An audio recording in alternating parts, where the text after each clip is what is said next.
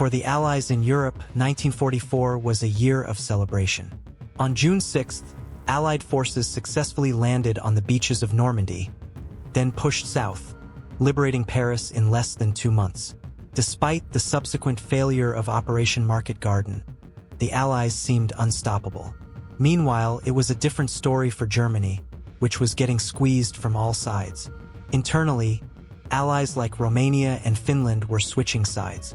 Externally, 560,000 Allied soldiers were poised to strike. Even Hitler himself survived an assassination attempt on July 20th. It seemed Germany was on its last legs, and an Allied victory was within reach. Yet, it was in this very favorable situation that 560,000 Allied troops would suffer their greatest defeat of World War II. Even the Supreme Allied Commander, General Eisenhower, faced multiple death threats from the moment the battle began. What kind of battle was this? And why did the Allies, holding all the advantages, suffer such a major setback?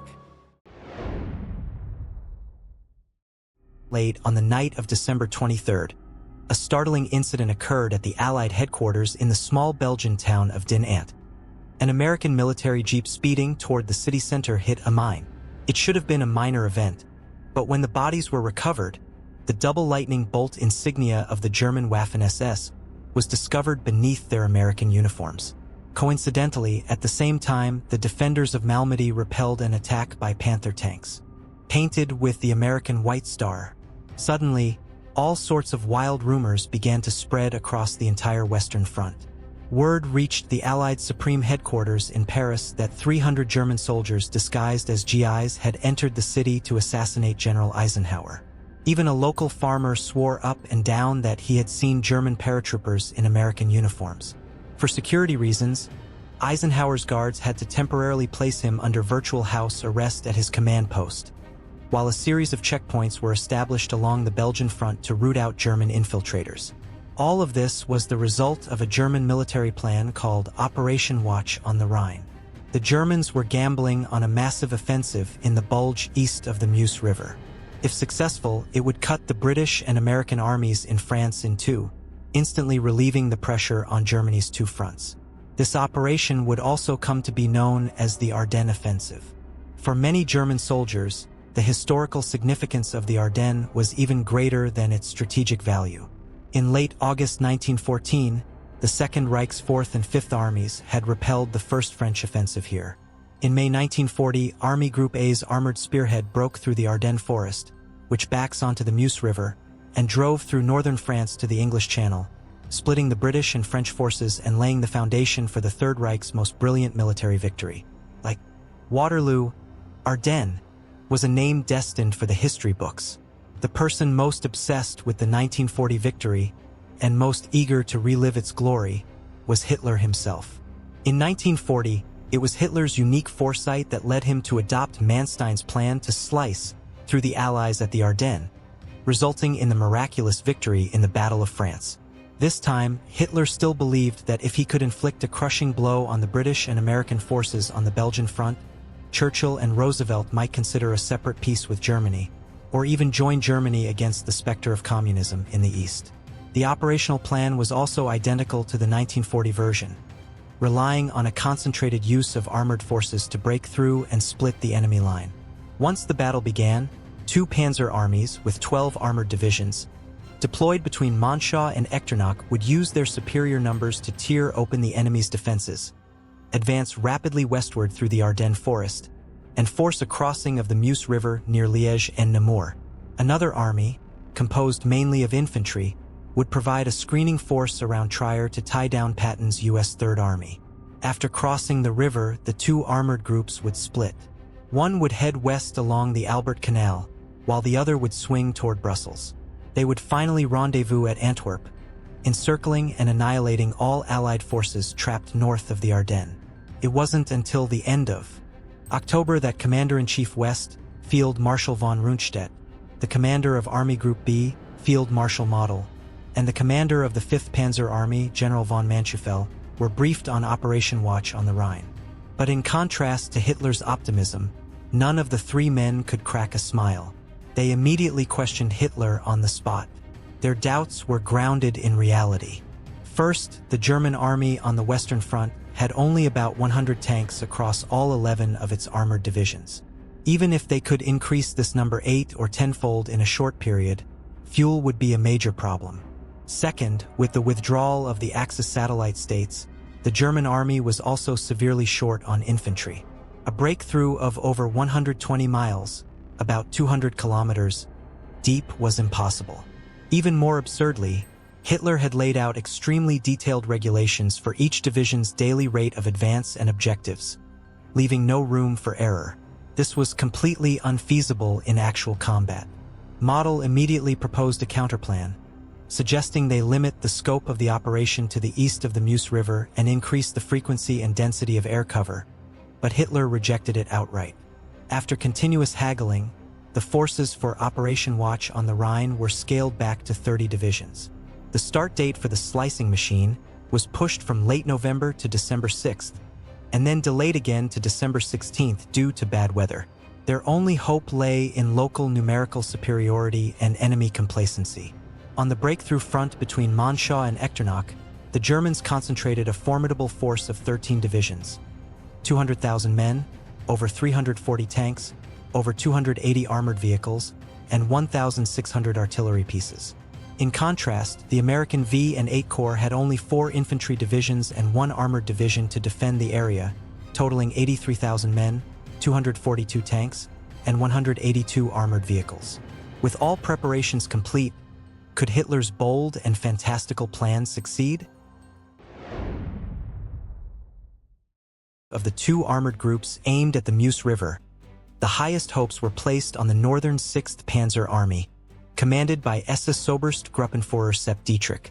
This force consisted of 4 SS Panzer divisions, partially re-equipped with new tanks, and 4 infantry divisions, tasked with assaulting Monschau and the northern end of the Eifel Mountains.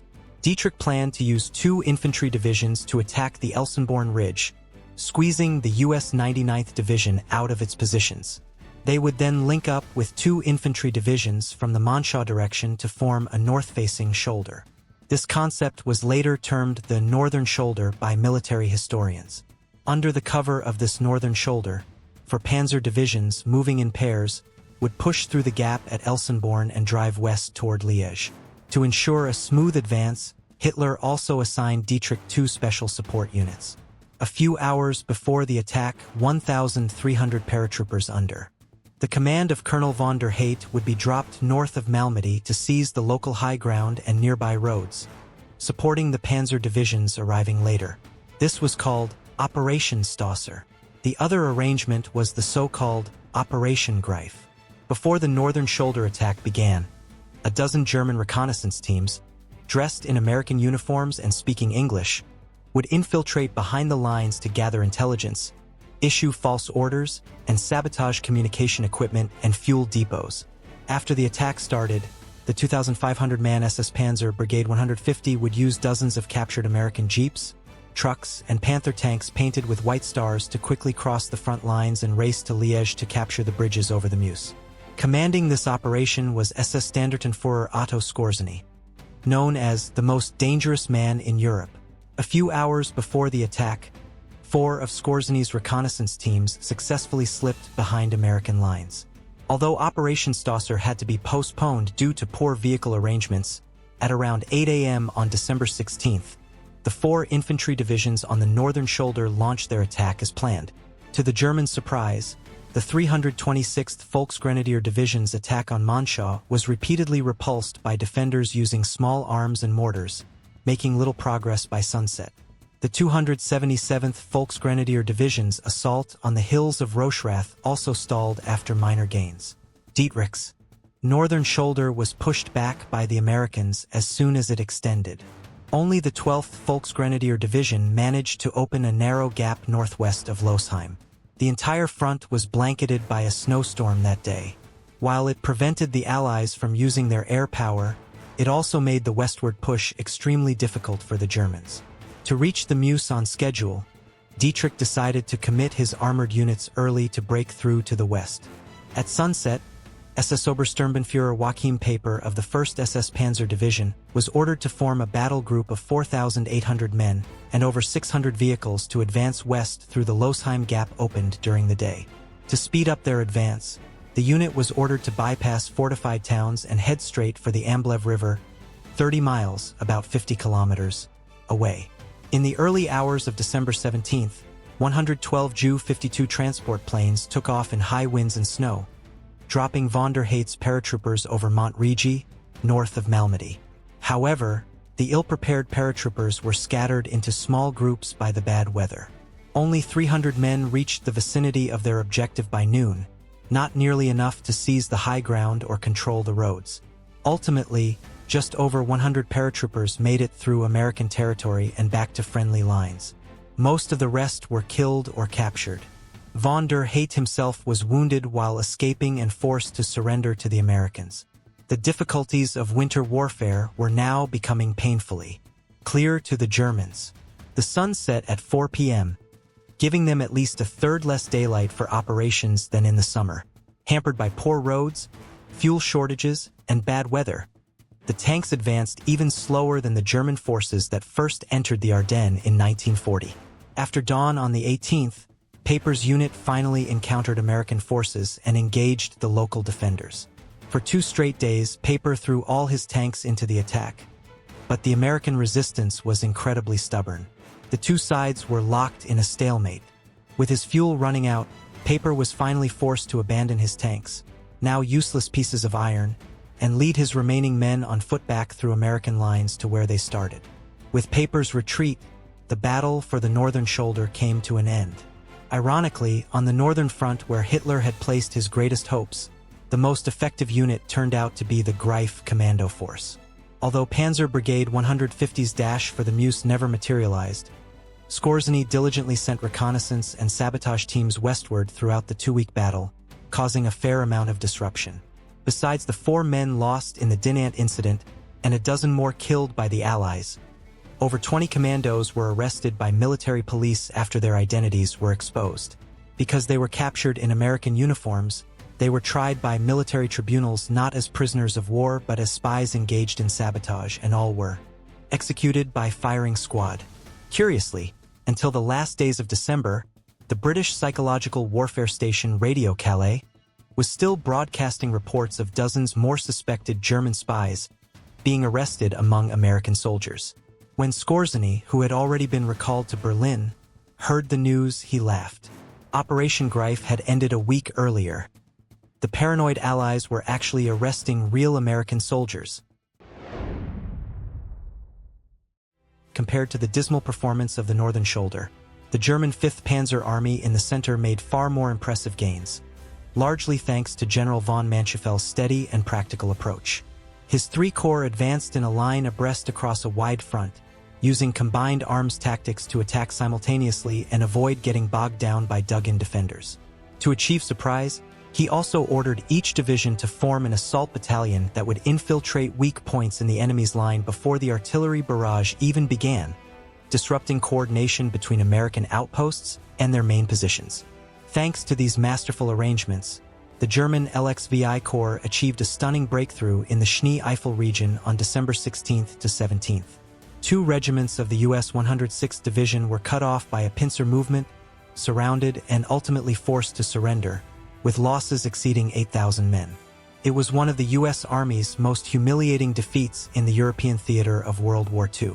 Slightly to the south, the LVII and XLVII Panzer Corps also successfully crossed the Aar River and pushed west along the Clerve River. However, Manchefel's victory was not without its flaws. Despite heavy losses, the Americans managed to fall back to the crucial road hub of St. Vith, forming a nail in the German advance. This nail was located near the junction of the 5th and 6th Panzer armies. Furthermore, Manchefel's own forces were not entirely secure. The 7th Army, the weakest unit in the offensive, was responsible for his southern flank and had no armored units at all. If it ran into American armor, it would be instantly shattered. In other words, Manchefel's flank was extremely vulnerable, and the danger grew the farther he advanced. By this time, Eisenhower had recovered from his initial shock and begun to organize a defense. On the 17th, the U.S. 10th Armored Division began moving south of Bastogne, while the 7th Armored Division was ordered to reinforce St. Vith.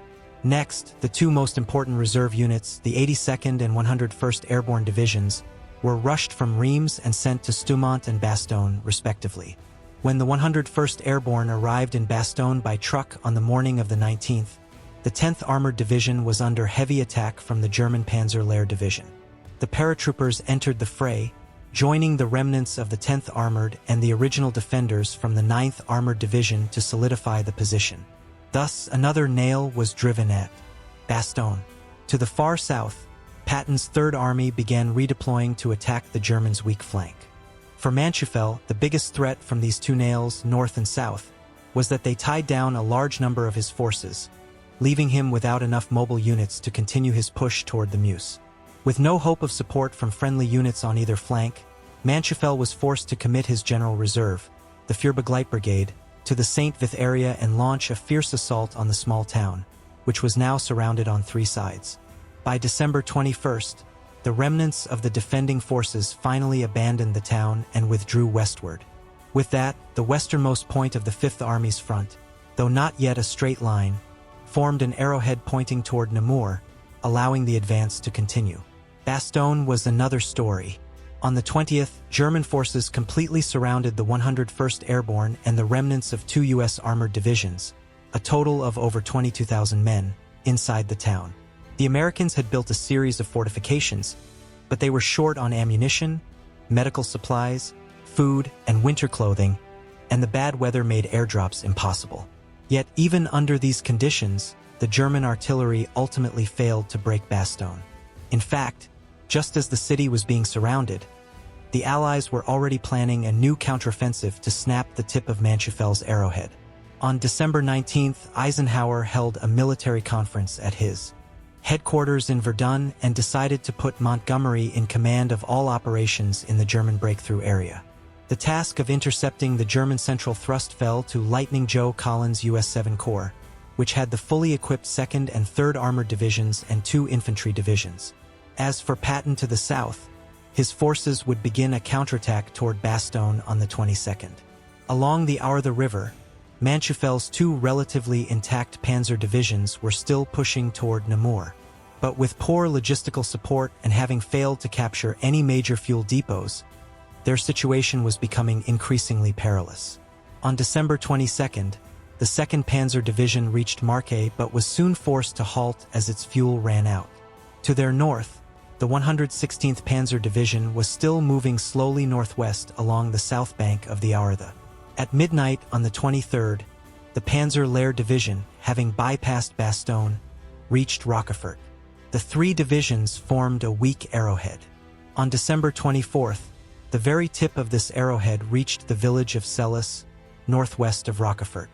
They were just 5 miles from Dinant, the nearest crossing on the Meuse River, but were finally stopped by the British 29th Armored Brigade. Just a stone's throw away from the long-awaited Meuse, the slicing machine ground to a complete halt.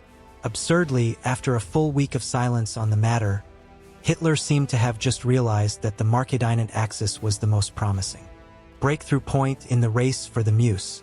On Christmas Day, he ordered Manchufel to continue the attack on Dinant, promising to send his last reserves, the 15th Panzergrenadier Division and the 9th SS Panzer Division, to the area. The stalled northern shoulder would also transfer 2 panzer divisions to the center to strengthen the arrowhead. But Lightning Joe moved faster than the Führer's promise. On the 25th, Celles was recaptured by American forces. That night, the 9th SS Panzer Division, arriving after a forced march, was blocked by the U.S. 2nd Armored Division. By the 26th, unable to hold their ground under air attacks and counteroffensives, German forces began to retreat from the area around Marquet. That same afternoon, Patton's tanks broke through south of Bastogne and linked up with the besieged troops. On the 27th, the German army shifted to a defensive posture along the entire front. After a week of brutal fighting and over 80,000 casualties, the Germans had created a new bulge between the West Wall and the Meuse River. An offensive meant to erase a bulge had only created another. The Axis powers' final great counterattack on the Western Front was over. On January 3, 1945, the Allies launched a full-scale counteroffensive on both flanks of the new German Bulge. By the end of the month, the German army had been pushed back to its positions before the battle began. From then on, there were no more grand operational plans, only many scattered battles. Hitler had hoped to create a new miracle of the Ardennes, but in the end, he had only delayed the Allied advance by a few weeks. Let's go back to Hitler's original idea for Operation Watch on the Rhine. The plan's fundamental assumption was that a crushing defeat for the Anglo-American Allies on the Western Front would trigger a split between the US and the Soviet Union over their overall strategy for Germany. This, he believed, would eventually lead Britain and America to abandon their goal of defeating Germany and instead support Berlin in its fight against the Soviets. But even if the Ardennes plan had achieved the victory Hitler envisioned, would Britain and America really have broken with the Soviet Union? The answer is no. As early as the 1943 Tehran Conference, Roosevelt and Stalin had already acknowledged that the Soviet Union, spanning the Eurasian landmass, and the United States, controlling the world's oceans, would be the future leaders of the world. Roosevelt would never have gone to war against a continental power like the Soviet Union for the sake of Germany. The fact is, no matter how much Germany expanded, as long as it did not conquer the Soviet Union, its ultimate potential could never compare to that of a continent-sized nation. From 1940 to 1944, the German army's repeated defeats in the Soviet Union had already shown that a highly efficient military machine, without vast strategic resources and manpower to back it up, is not enough to conquer a continental power. Perhaps from the moment the German army launched Operation Barbarossa, it was destined to meet the same fate as Napoleon.